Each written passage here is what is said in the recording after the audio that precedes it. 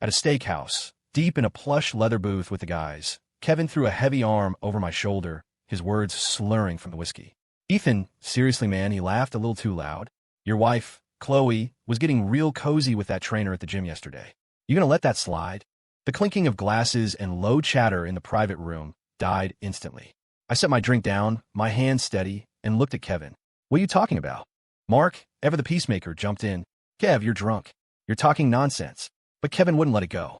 I saw it with my own eyes. That trainer, Ryan, had his hand on her shoulder. They were laughing. It didn't look like just friends. My face was a blank mask.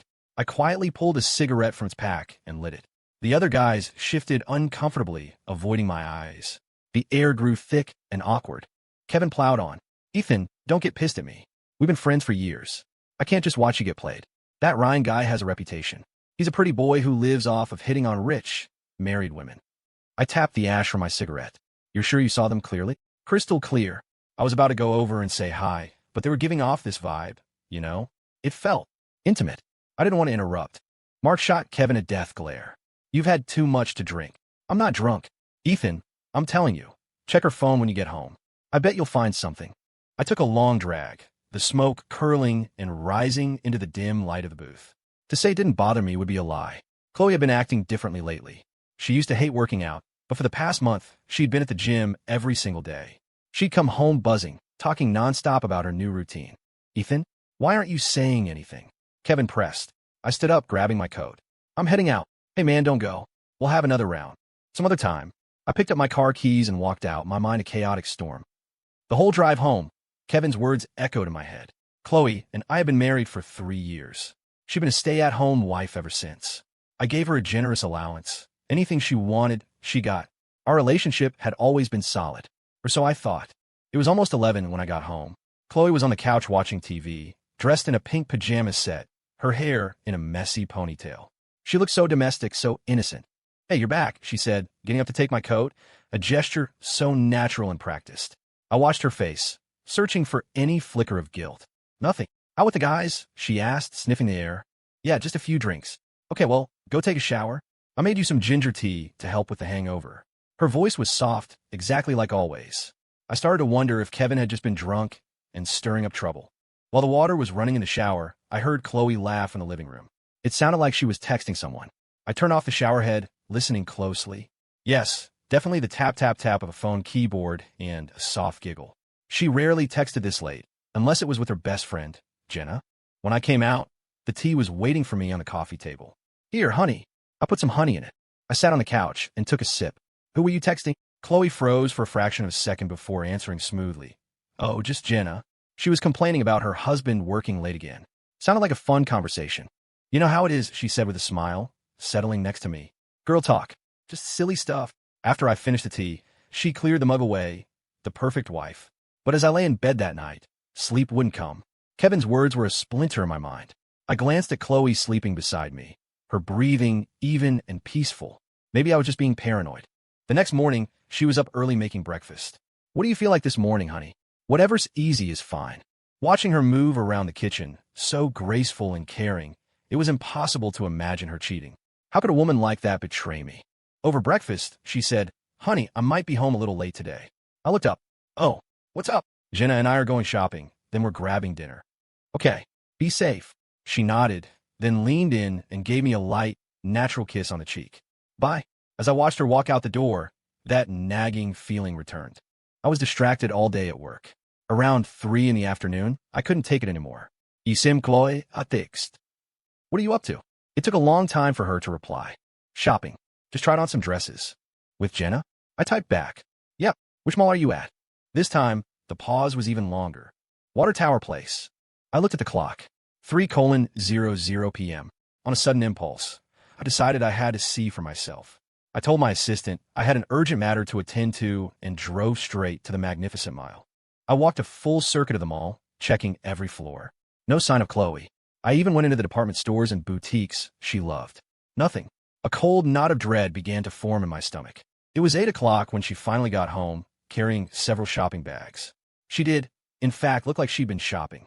I'm home, honey, she announced, her mood bright. What did you get? A few new tops and some skincare stuff. She opened the bags to show me.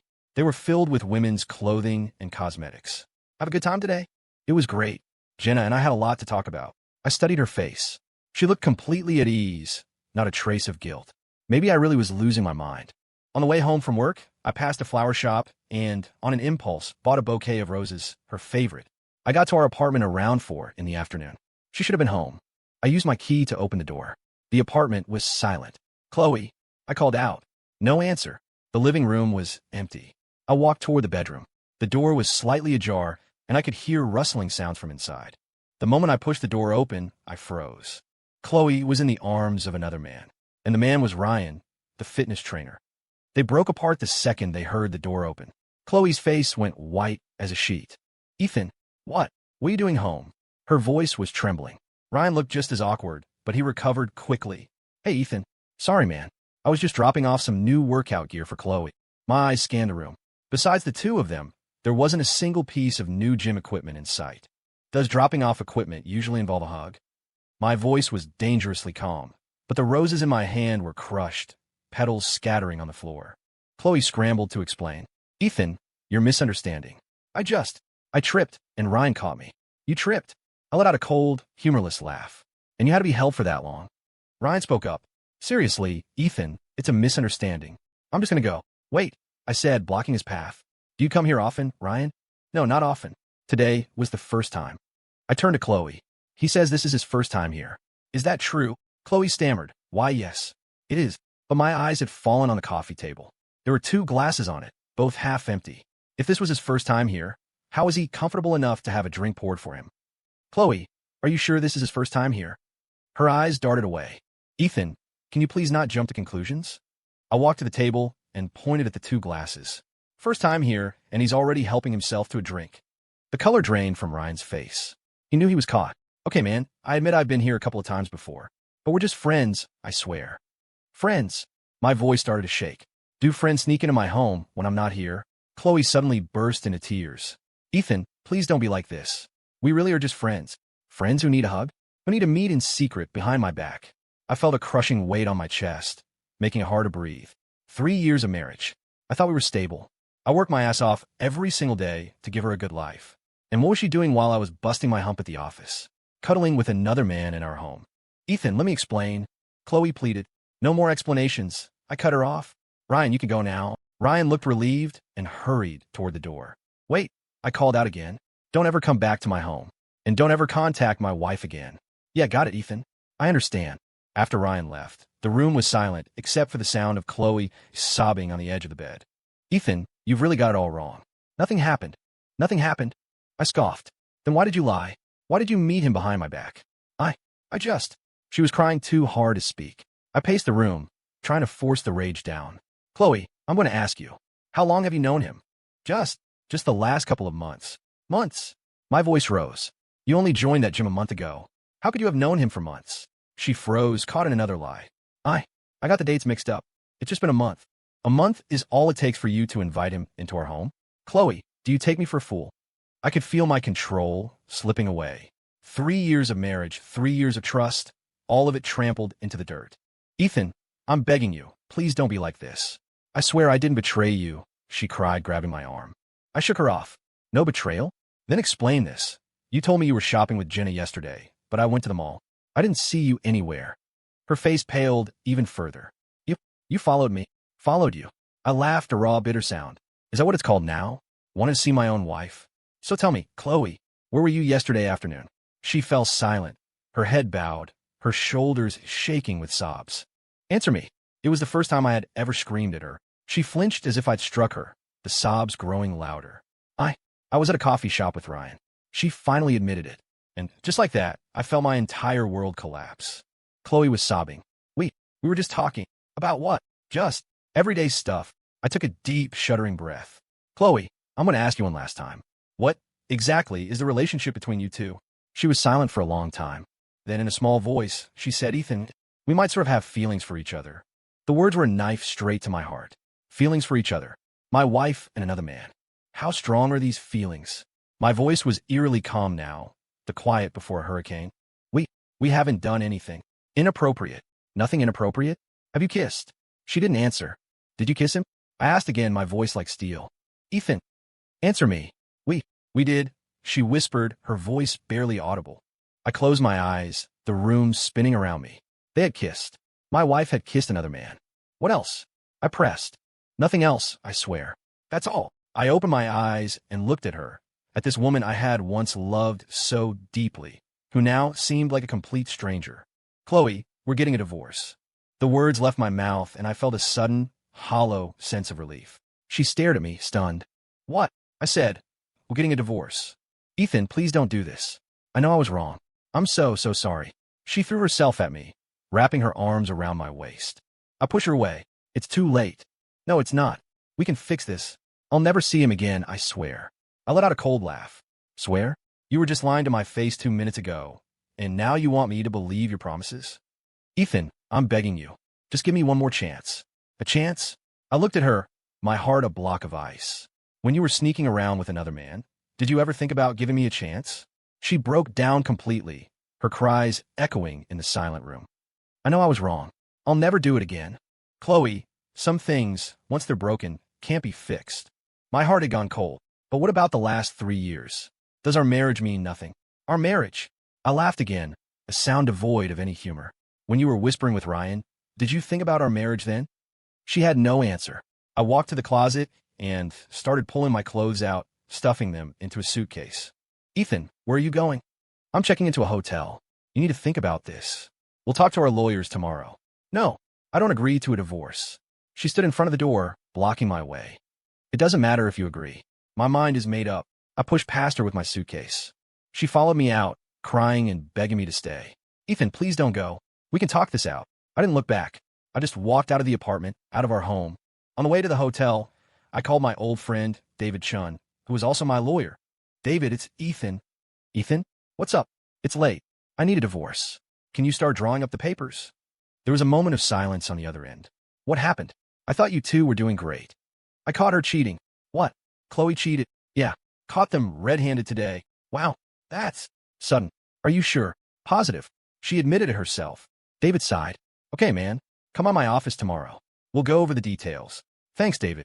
After hanging up, I felt a profound emptiness. I checked into a hotel, sat in the dark room, and stared out at the city lights. I'd met Chloe 3 years ago at a friend's party. She had just graduated from college, vibrant and beautiful, and I was immediately drawn to her. We dated for a year and then got married. She wanted to be a stay-at-home wife, and I was happy to provide for her. I thought we would be happy forever. I never imagined that just 3 years in, it would all fall apart like this. My phone rang. It was Chloe. Ethan, where are you? Please come home. We can talk. There's nothing left to talk about. See you tomorrow with our lawyers. Ethan, how can you be so cruel? I know I made a mistake. Chloe, this isn't a mistake. You can just apologize for it and make it go away. Then what should I do? Tell me. I'll do anything you ask. I thought for a moment. You want to fix this? Fine. Turn back time. Make it so you never met Ryan. She started crying again. Ethan, you know that's impossible. Exactly. So there's nothing more to say. I hung up and turned my phone off. I barely slept that night. My mind kept replaying the day's events, the last 3 years, every little moment. Looking back, the signs were all there. The way she started dressing up more, buying new clothes and makeup. The way she was suddenly so busy, always out with friends. The way she was glued to her phone at night, smiling at the screen. I had ignored all the red flags, or maybe I'd chosen to ignore them. I thought that if I was a good provider, if I gave her everything she wanted, she would never betray me. How naive I had been. Ethan, you look terrible, David said, his expression full of concern. Didn't sleep much. I sank into the chair opposite his desk. So what's the plan? I looked into it last night. Given the circumstances, if you can prove infidelity, you'll have a significant advantage in the division of assets. Prove it. I saw them with my own eyes. Isn't that enough? Your testimony alone isn't enough. It becomes a he said, she said situation. It'd be best to have other evidence. Text messages, photos, recordings, anything. I thought for a moment. The texts are on her phone, but she's not going to just hand it over. Any other proof? Someone who can testify about their relationship. My friend Kevin saw them at the gym, but that's not exactly direct evidence. David mulled it over. Here's what I suggest. Try to gather more concrete evidence first, especially their text history and any proof of their dates. How do I do that? You could hire a private investigator, or you could try to get access to her phone. Hiring AP. I felt like a step too far, but getting a look at her phone. That might be possible. What about the divorce agreement? I'll draft a preliminary version for you to review, David said, sliding a document across the desk. It detailed the proposed division of our assets. Based on your current financial situation, if we can prove she was unfaithful, you can argue for a larger share. I scanned the terms. They seem fair. This looks fine. Good. I'll have the official documents ready this afternoon. Leaving the law firm, I didn't go back to the office. Instead, I drove back to the apartment. Chloe was waiting in the living room. She shot up the second she saw me. Ethan, you're back. Her eyes were red and swollen. She'd clearly been crying all night. I'm just here to pick up a few things. I walked straight to the home office. She followed me. Ethan, can we please just talk? There's nothing to talk about. I started gathering some documents from my desk. Are you really going to divorce me? Yes. But why does it have to be this way? I swear, I know I was wrong. I stopped what I was doing and turned to face her. Chloe, do you honestly think I should forgive you? I hope you can. Then tell me this. If you found out I was cheating on you, would you forgive me? She was stunned, clearly having never considered the question. That's different. How was it different? Betrayal is betrayal. But we didn't sleep together. We didn't sleep together? I scoffed. So the kissing was nothing? An emotional affair isn't still an affair. She couldn't answer. Chloe, ask yourself honestly. Do you still love me? She hesitated for a beat. I do. Then why were you with Ryan? I just felt so relaxed with him, so happy. And you're not happy with me? No, that's not it. I'm happy with you, of course. It's just a different kind of feeling. I understood then. Her feelings for Ryan were new, exciting. Her feelings for me had become routine, a habit. Chloe, you can't force feelings. If you're happier with him, then go be with him. No, I don't want that. I want to be with you. But your heart isn't here anymore. I went back to packing my things. Chloe just stood there crying. Ethan, please, give me one more chance. I swear I'll never see him again. Swear? Promises are cheap, Chloe. They're broken as easily as they're made. I finished packing my briefcase and headed for the door. Suddenly, Chloe dropped to her knees in front of me. Ethan, I'm begging you, please don't divorce me. Seeing her on the floor like that, a part of me faltered. 3 years of marriage. It wasn't easy to throw it all away. But betrayal was a line that couldn't be uncrossed. It was a matter of principle. Get out, Chloe. Not until you promise you'll stay. Then I guess you'll be kneeling for a while. I hardened my heart and walked out the door. Downstairs, I ran into our neighbor, Mrs. Gable. Ethan, dear, off on a business trip? She asked, eyeing my briefcase. Yeah, just for a few days. The last thing I wanted was to air our dirty laundry. Is Chloe home? I thought I heard a man's voice coming from your apartment yesterday, and it wasn't you. My stomach clenched. Are you sure, Mrs. Gable? Of course I'm sure. I've lived in this building for 20 years. I know everyone's voice by now. Another witness. What did he look like? Tall, thin, rather handsome. Looked to be in his early 30s. The description fit Ryan perfectly. Has he been over often? Well, I can't say for sure, but I feel like I've heard his voice a few times recently. Okay, thanks, Mrs. Gable. Now, Ethan, it's not my place to say, but you should be careful. Young women these days, they can have wandering eyes. Her words solidified my resolve. Back at the hotel, I called David and told him what Mrs. Gable had said. That's great, David said. A neighbor's testimony carries a lot of weight. So when do we file? I'd still recommend getting more evidence if you can, especially their texts. It will make our case airtight. I'll figure something out. That afternoon, Chloe called again. Ethan, where are you? Please come home. I'm at the hotel. Why won't you come home? It's not my home anymore. Ethan, don't say things like that. This will always be your home. Chloe, let me ask you. Have you broken things off with Ryan? She paused. I texted him. I told him we can't see each other again. And did he reply? He did. What did he say? He said he understood my decision. I let out a bitter laugh. He understands? Guess he wasn't that invested in you after all. Ethan, don't talk like that. It's the truth, isn't it? If he really loved you, would he give up that easily?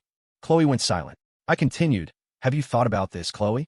Even if I agreed to forgive you, what happens the next time you feel this way? Will you cheat again? No, I swear I won't. Promises are cheap, I repeated. Then how can I prove it to you? You can't. Because people change. I hung up and turned off my phone. I had to get into her phone. I had to see the truth for myself. Chloe was in the kitchen cooking when I got to the apartment. She ran over, her face lighting up with a hopeful smile. Ethan, you're back. I made your favorite pot roast. Her eyes were full of expectation, as if my return meant I had forgiven her. I'm just here to get some files, I said flatly. The smile vanished from her face. You still won't forgive me. I didn't answer, heading straight for the office. Ethan, dinner's ready. Can't you at least eat before you go? she pleaded from behind me. Not hungry. I pretended to rummage through files, but I was just waiting for an opportunity. Chloe always left her phone on the coffee table in the living room. I just needed a moment alone. Ethan, can we really not start over? She asked, standing in the doorway. Do you really think we can, Chloe? I do. If you're willing to forgive me, then let me see your phone. She flinched. Why do you want to see my phone? If you really want a fresh start, you shouldn't have any secrets. Give me your phone. Let me see your text with Ryan. Her face changed. I don't think that's a good idea. Not a good idea? I sneered. What else are you hiding? I'm not hiding anything. It's just, looking through someone's phone is wrong. And sleeping with another man behind your husband's back is right. She was speechless. Ethan, can you please stop talking like that? Then give me the phone. She hesitated for a long time before finally shaking her head. I can't. Why not? Because what's in there will only make you angrier. I understood. Her phone held even more secrets. If you won't show me, then we have nothing more to talk about. I stood up to leave. Ethan, wait, she said, grabbing my arm. I can delete the texts, then show you. Delete them. I laughed, the sound sharp with disgust. What's the point then? Then what do you want me to do? She cried, her voice cracking. There's nothing you can do, unless you can turn back time. I pulled my arm free and walked out of the office. In the living room, I saw it. Her phone, lying right on the coffee table. Ethan, where are you going? She asked, following me out. To get a glass of water. While her back was turned, I moved. I snatched the phone from the table. It was locked, but I knew the passcode. Her birthday. My fingers flew across the screen. It unlocked. I went straight to her messages and found the conversation with Ryan. The most recent texts were from that afternoon. Ryan, hey, did your husband find out about us? Chloe. He came home early and saw us. Ryan, shit. What are we going to do? Is he going to come after me? Chloe. No, he's not like that. Ryan. So does this mean we can't see each other anymore? Chloe. I don't think so. Ryan. I'm going to miss you. Chloe, I'll miss you too. Reading that, my heart turned to ice. She told me she was breaking it off with him, but here she was, telling him she'd miss him. I scrolled up, my hands shaking with rage. I found more. Ryan, is your husband out of town today? Chloe, yep, for 3 days. Ryan, can I come over tonight? Chloe, of course. I'll make you dinner. That was from a week ago. I kept scrolling. Ryan, you're so beautiful, Chloe. Chloe, stop it. Ryan, I want to kiss you. Chloe, so kiss me. 2 weeks ago. My fingers were trembling so badly, I could barely hold the phone. I scrolled further. Ryan, I wish your husband wasn't around. Chloe, then we could be together all the time. That was from a month ago. A month ago, she was already thinking about leaving me. Ethan, what are you doing? Chloe came out of the kitchen and saw me with her phone. Reading your texts, I said, holding it up. Her face went deathly pale. She lunged for the phone. Give that back. I sidestepped her. So you were already thinking about divorcing me a month ago? No, that's not true. I was confused. Confused? Confused for a whole month. Ethan, please let me explain. Explain what? How you lied to me about your dates. How you were weighing your options between me and him. I threw the phone at her. Now I finally get it. You don't love me anymore. No, I do love you, she sobbed. You love me, but you sleep with someone else? I'm just so torn. I don't know what to do. You don't know what to do? I'll tell you what to do. Divorce. I pulled the divorce papers David had drafted out of my briefcase and slammed them on the table. Sign it. She looked at the papers and cried even harder. Ethan, I don't want a divorce. Well, I do. Why? We can fix this. Fix this. I pointed at her phone. You were just telling him you'd miss him. Is that your idea of fixing this? She had nothing to say. Chloe, we're past the point of no return. Sign the papers. Let's both move on. I won't sign. I'll die before I sign. She clutched the papers to her chest. Fine, don't sign. I'll just file for a contested divorce. Do you really have to be so cruel? Cruel. I laughed coldly. What do you call what you did to me? I didn't want to argue anymore. I grabbed my things to leave. Ethan, please don't leave me, she begged, grabbing my leg, refusing to let go. Let go, Chloe. No, not until you tell me what I have to do. I want you to disappear from my life. The words were brutal, even in my own ears. But they had to be said. Do you really hate me that much? She looked up at me, tears streaming down her face. I don't hate you, I said, and it was the truth. I'm just tired, and I was exhausted. Since discovering her affair, I'd been on an emotional roller coaster of anger, grief, disappointment, and despair. All I wanted now was for it to be over. I just wanted peace. The judge was a no-nonsense woman in her 50s. Mr. Carter, are you certain you wish to proceed with this petition for divorce? She asked. Yes, Your Honor. I am. And does your wife consent to the divorce? No, she does not. On what grounds are you claiming an irretrievable breakdown of the marriage? I presented the file David had prepared. Your Honor, I have evidence of my wife's infidelity. I submitted Mrs. Gable's statement, a statement from my friend Kevin, and the photos I'd taken of the text messages. The judge examined them carefully. This evidence does suggest adulterous behavior, Mr. Carter. However, the court still recommends you and your wife attempt mediation first. I decline mediation, Your Honor. I am resolute in my request for a divorce. Very well. We will serve your wife with a summons. A date for the hearing will be set. Leaving the courthouse, I felt a weight lift from my shoulders. The first step was finally taken. That afternoon, Chloe called, her voice frantic. Ethan, did you really file with the court? I did. How could you do that? We could have settled this privately. Settle it privately? And what would that look like? Me just pretending nothing ever happened? No, not that. I can change, Ethan. I really can't. Chloe, some things can't be undone. Why? Why can't you give me one more chance? Because trust, once it's shattered, is almost impossible to piece back together. It was the simple truth. Even if I forgave her, I would live in a constant state of suspicion. Every time she went out, every time her phone buzzed, my mind would race. Living like that would be its own kind of hell. Ethan, I'll give you my phone. You can track my location. I won't go out. I'll do anything you want. And would you be happy living like that? She fell silent. Chloe, you can't force a relationship to work. It's better to make a clean break than to stay together in misery. But I don't want to lose you, she cried. If you really didn't want to lose me, you wouldn't have cheated in the first place. I wasn't thinking clearly. It was like I was possessed. Possessed? For over a month. She was silent again. Let's stop torturing each other, Chloe. We're both exhausted. I hung up and drove to the office. My assistant, Lily, saw me and her face filled with concern. Mr. Carter, you look exhausted. Are you working too hard? Yeah, it's been a busy few weeks. I didn't want to get into it. It was a private matter. I was distracted during the afternoon meeting. Department heads gave their reports, but the words flowed past me without registering. Mr. Carter? Mr. Carter. I snapped back to reality, realizing everyone was looking at me. Sorry, what were you saying? I was saying this project's budget needs your final approval, right? Send me the file after the meeting. After the meeting, Lily approached my desk. Mr. Carter, is everything okay? You seem to have a lot on your mind. Lily had been with me for 3 years. She knew me well. It's nothing, just some family stuff. Is Chloe not feeling well? Should I help schedule a doctor's appointment? No, that's not necessary. But thank you for your concern. I didn't want office gossip. Just as I was packing up to leave, the security guard at the front desk called up. Mr. Carter, there's a woman here to see you. Says she's your wife. Chloe was here, at my office. Send her up. A few minutes later, she appeared at my office door. She was dressed beautifully in a blue dress I bought for her, her makeup perfectly applied. Ethan, can I come in? Come in. She sat in the chair opposite me, her hands twisting in her lap. What are you doing here? I wanted to talk to you. About what? Ethan, I've thought about it. If you're really determined to get a divorce, I'll agree. I was taken aback. You'll agree? Yes. But on one condition. What condition? I want you to give me 1 more month. Just 1 month to prove to you that I'm serious about saving our marriage. 1 month. Yes. 1 month. If, at the end of the month, you still want to go through with the divorce, I'll sign the papers. And I won't ask for a single penny. I considered it. Her agreeing to the divorce would simplify things immensely. And how do you plan to prove yourself? I'll cut off all contact with Ryan. I'll give you my phone, my passwords, everything. I'll be at home waiting for you every single night.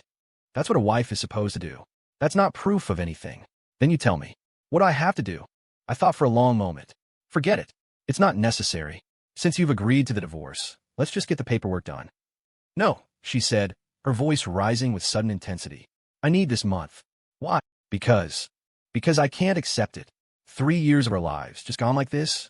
I can't accept it without a fight. Seeing the fire in her eyes, I felt a flicker of something. Chloe, even if I give you a month, the outcome won't change. Then let me find that out for myself. Let me try until I have no hope left. If you still want the divorce after a month, I promise I won't fight you on it anymore. I thought about it for a long, quiet moment and finally nodded. Fine. 1 month. A relieved smile broke across her face. Thank you, Ethan. But I have conditions too. What are they? For this month, we live separately. I'm not coming home, and you are not to come looking for me. After 1 month, we'll meet to discuss the divorce. Her smile froze. Why do we have to live apart?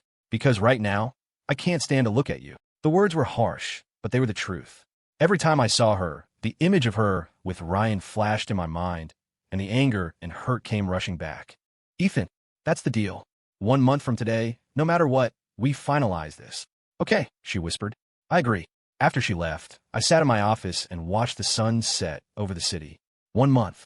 It was the last bit of dignity I could afford our dying marriage. Chloe would occasionally text me, but I never replied. The messages were always photos of her daily life. A meal she'd cooked, a book she was reading, a room she'd just cleaned.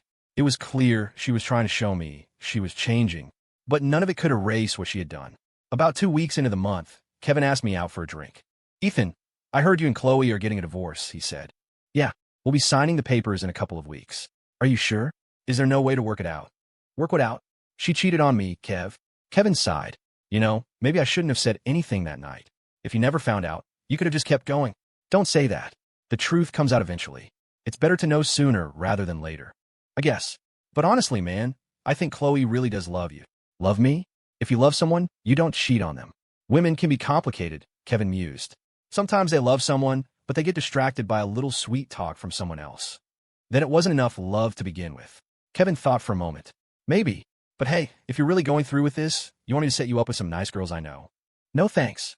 I'm not interested in dating right now. Fair enough. Give yourself time to heal. Back at the hotel after drinks, I saw a long text from Chloe. Ethan, today is our 3rd wedding anniversary. I know you're not here, but I still cooked a big dinner. I know you don't want to hear from me right now, but I just wanted to tell you that these last 3 years have been the happiest of my life. I'm the one who didn't cherish it. I'm the one who made the mistake. I know it's too late to say anything now, but I still want to say it. I love you. I've always loved you. Reading the text, my emotions were a tangled mess. Our anniversary. I had completely forgotten. If this whole mess hadn't happened, we would be at home right now, celebrating together. But now, everything was different. I didn't reply. I just turned off my phone. Another week passed. One afternoon, my assistant Lily approached me hesitantly. Mr. Carter, there's something I don't know if I should tell you. What is it? It's about Chloe. I frowned. Go on. Yesterday, when I was leaving work, I saw her downstairs. She was sitting in her car, just looking up at the building. It seemed like she was waiting for someone. I went over to say hi, and I saw that she'd been crying, and I asked her what was wrong, and she said it was nothing, and she told me not to tell you she was here. But she seemed really down, so I thought you should know. Hearing this, I felt a strange pang in my chest. She was waiting for me outside my office. Did she say anything else? She asked me if you've been working hard, if you've been eating properly. I told her you've been really busy lately, working a lot of overtime. When she heard that, she started crying again. I was silent. Mr. Carter, I don't know what's going on between you two, but I really think she loves you. That's enough, Lily. Don't bring this up again. Of course, Mr. Carter. That night, alone in my hotel room, my mind drifted back through the years. I remembered when I first met Chloe, how bright and innocent she seemed. I remembered when we were dating, how she would always hold my hand, clinging to me wherever we went. I remembered on our wedding day, she whispered in my ear, Ethan, you're the only one I'll ever love. I remembered the life we built, the way she'd make me breakfast every morning and wait up for me every night. All those beautiful memories were now tainted by her betrayal.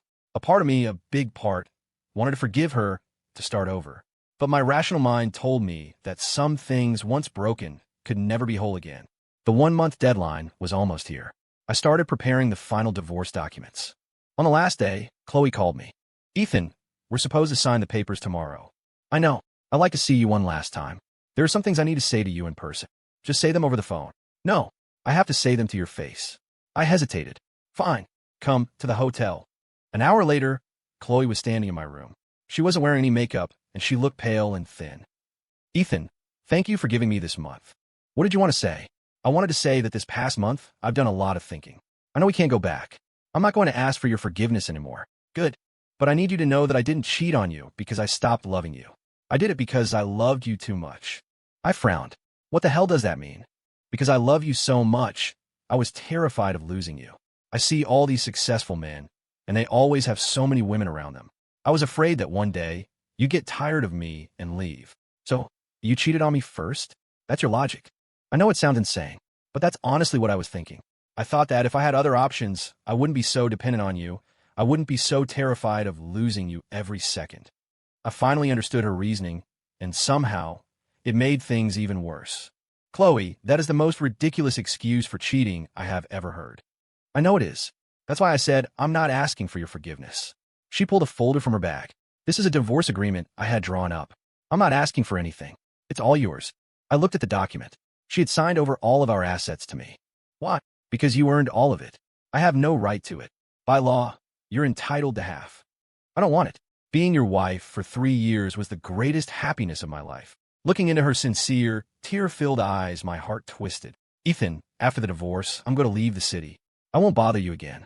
Where will you go? Probably back to my hometown. Get a job. Start over. We sat in silence. The only sound the quiet hum of the hotel's air conditioning. Ethan, she said finally, I just want to ask you one last question. What is it? If none of this had ever happened, would you have loved me forever? I thought for a long, long time. Finally, I nodded. Yes. A sad smile touched her lips as a tear rolled down her cheek. That's enough for me. The process of finalizing the divorce was clinically simple. It took less than an hour. As we walked out of the county clerk's office, Chloe stopped. Ethan, can I have one last hug? I hesitated, then opened my arms. She stepped in for a brief, light embrace, then quickly pulled away. Take care of yourself, Ethan. You too. She turned and walked away, her figure slowly disappearing into the afternoon crowd. Just like that, we were strangers. Back at the office, I told Lily what had happened. Mr. Carter, you're really divorced? She asked, shocked. Yes. And is Chloe okay? She'll be fine. Don't worry about it. Mr. Carter, do you think? Maybe I shouldn't have told you about seeing her downstairs that day. No, you did the right thing. But some things can't be changed, even when you know. Lily nodded, though I could tell she didn't fully understand. For the next few months, I poured everything I had into work. The company thrived. We landed several major contracts. The relentless pace kept the pain at bay, but in the quiet hours of the night, my thoughts would inevitably drift back to Chloe. 6 months later, Kevin gave me an update. Hey man, I heard Chloe went back to her hometown. She's working as a bookkeeper at some small firm. Oh, I said, keeping my voice neutral. I heard she's having a tough time, renting a tiny apartment, living all alone. You don't have to tell me these things, Kev. Ethan, don't you miss her at all? I was silent for a moment. What good would it do? What's done is done. You can't take it back. Maybe you too could still have a chance. Do you really think so? I asked, my voice hard. Betrayal is betrayal. It's a fundamental line. Kevin sighed and didn't push it further. A few more months passed. A friend set me up with a woman named Sophia. She was a lawyer, smart, beautiful, and with a great personality. We went on a few dates, and it was nice. But something was missing. Ethan, are you still thinking about your ex-wife? Sophia asked one night. She was perceptive. No, I'm over it. Then why do you always seem like you're a million miles away? I thought for a moment. Maybe I'm just buried in work. Is that all it is? Sophia clearly didn't believe me. Ethan, I think you still have feelings for someone else. If you can't let go of your past, then we shouldn't keep doing this. I'm sorry, Sophia. Don't apologize. I get it, but I hope you figure things out soon. Don't let yourself get stuck in the past. After things ended with Sophia, I did some serious soul searching. Maybe she was right. Maybe I wasn't over Chloe at all. A year after the divorce, I was at the mall when I ran into Ryan. He looked incredibly uncomfortable when he saw me. Ethan. Ryan. The air between us was thick with awkwardness. Finally, Ryan broke the silence. Ethan, about what happened. I just want to apologize. Apologize? I laughed, a cold, empty sound. What good does that do? I know it doesn't do any good, but I still have to say it. I never should have gotten in the middle of your marriage. What's the point of saying this now? Ethan, the thing is, Chloe was always in love with you. I stared at him. What are you talking about? When we were together, she talked about you all the time. She said you were the best man she'd ever met, that she felt like she didn't deserve you. Didn't deserve me? I couldn't wrap my head around it. Yeah, she was always saying how you were so successful, so brilliant, and she was just a housewife who couldn't do anything. She was terrified that one day you'd realize it and leave her. Ryan's words sent me reeling. My being with her, it was more about her needing someone to tell her she had value, that she was still desirable. Ethan, she never once talked about divorcing you. In fact, she said that if she ever lost you, her life would be over. Then why did she do it? I think it was because she was deeply insecure. She needed to prove to herself that she was still attractive, that someone else could still want her. His words forced me to see our entire relationship in a new light. Maybe I had never truly understood Chloe at all. Ethan, if you can find it in you, I hope you can forgive her. She really, truly loved you. After saying his piece, Ryan walked away, leaving me standing alone in the middle of the mall, my mind racing. I couldn't sleep that night. I replayed every moment with Chloe. It was true. She had always been insecure. When my friends complimented her, she would brush it off. When my colleagues asked why she didn't work, she would get flustered and say she wasn't good at anything. While I worked late, she would ask if I was starting to think she was useless. I had always brushed off her fears, telling her I didn't care about those things. But maybe my reassurances had never been enough to silence the doubts in her own mind. The next morning, I called Kevin. Kev, can you do me a favor? Can you find out how Chloe is doing now? Ethan, you finally came to your senses? I just want to know how she is. Okay, man. I'll see what I can find out. 3 days later, Kevin called back. Ethan, I got some info. Chloe's in her hometown, a small town in Wisconsin. She's working in an accounting firm. I heard she's been studying like crazy, even got her CPA license. Is she okay? Physically, yeah. But the person I talked to said she looks thin, really worn out. She lives in a tiny apartment by herself, barely socializes. Hearing that, my heart ached. Ethan, why don't you go see her? No, I said, my voice quiet. What's past is past. But even as I said the words, I knew I was lying to myself. The following weekend, I drove the 4 hours to the small Wisconsin town where she lived. It didn't take long to find her address. It was an old, weathered apartment building. She was on the 3rd floor. I stood on the sidewalk below for a long time, debating whether I should go up. Finally, I took a deep breath and walked inside. My heart was pounding as I knocked on her door. It opened, and there she was, Chloe. She was clearly shocked to see me, frozen in the doorway. Ethan? What are you doing here? I looked at her closely. She was definitely thinner, her face pale. I was in the area for work, I lied. Thought I'd stop by and see how you were. Oh, well, come in. Her apartment was small, just 1 bedroom and a living area, but it was immaculately clean. Can I get you something to drink? Some water. No, I'm fine. I just wanted to see how you were doing. She sat across from me, looking uneasy. I'm doing okay. My job is stable, and my coworkers are nice. That's good. The silence between us was heavy and awkward. What about you, Ethan? She asked quietly. Are you doing well? Yeah, I'm fine. The company's growing. And do you have a girlfriend now? I shook my head. Not right now. She seemed to relax for a fraction of a second before quickly hiding it. Ethan, you didn't drive all the way out here just to see how I was, did you? Maybe I did. She looked at me, confused. What do you mean? I took a deep breath. Chloe, I need to ask you something. What is it? If you could go back in time, would you still have done it? She was silent for a long time, then slowly shook her head. No, why not? Because now I know how much it hurts to lose you. Her eyes welled up with tears, but she didn't let them fall. Ethan, for the last 2 years, I've regretted it every single day. I regret what I did, and I regret not cherishing what we had. So what do you want to do now? I don't want anything. I just want you to be happy. What if I told you that I wanted to give us another chance? Chloe looked at me in disbelief. What? What did you say? I said, I want to give us another chance to start over. She covered her mouth with her hand, and the tears finally came, streaming down her face. Ethan, are you serious? I'm serious. These last 2 years, I've done a lot of thinking too. And I think we were both at fault. No, it was my fault. All of it was my fault.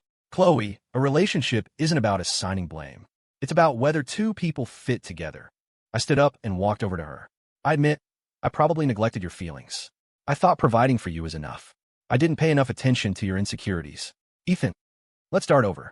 This time, I'll do a better job of cherishing you. And I hope you'll do the same for our relationship. She sobbed and nodded. I will. I promise I will. I gently pulled her into my arms, feeling a massive weight finally lift from my chest. Chloe, I whispered, let's go home. Oh, yeah, back to our home. 3 months later, we had a second wedding. It was a small, simple ceremony with only our closest friends and family. At the altar, I looked at Chloe and said, this time we're going to make it to the finish line. She smiled through her tears. Yes, together, until the end. It's been a year since we got back together. In that year, we've both changed. Chloe is more confident now. She's the head of the finance department at my company, and she's brilliant at her job. I've learned to be more attentive. I make sure to listen, to understand what she's thinking and feeling. Our bond is deeper and stronger than it ever was before. Maybe you have to lose something to truly appreciate its value. Maybe some relationships have to go through a storm to find their strength. Today, we cherish every moment we have together. We both understand that love isn't just about passion and romance. It's about understanding and forgiveness. Ethan, do you ever regret taking me back? She asked quietly one night as we sat on the porch, watching the stars. Why would you ask that? Because I still feel like I'm not good enough, that I don't deserve you. I took her hand. Chloe, you need to remember, we're partners. We're equals. There's no such thing as one of us not deserving the other. But I betrayed you.